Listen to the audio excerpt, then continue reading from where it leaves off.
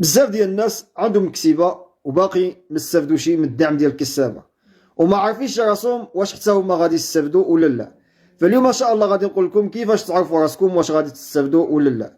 المهم اخوتي، الناس اللي غيستافدوا كما تكلمنا في فيديوهات سابقه قلنا لكم هما الناس اللي تحصلت الكسيبه ديالهم في 26 يوليوز اللي استمرت حتى 11 اغسطس.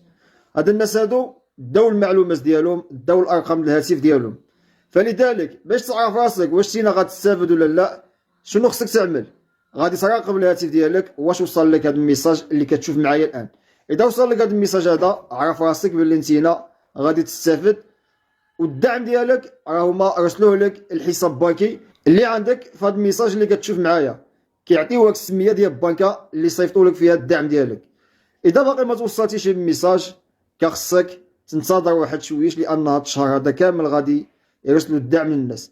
واذا بغيتي تتاكد خصك تتصل بهم. اذا شتي راسك يعني عندك الشك واش غادي تستافد ولا ما غاديش تستافد، اتصل بهم بالرقم ديالهم اللي غادي نخلي لكم ان شاء الله في فيديو مقبل، باش باذن الله عز وجل تعرفوا راسكم واش نتوما غتستافدوا ولا ما غاديش تستافدوا. السلام عليكم.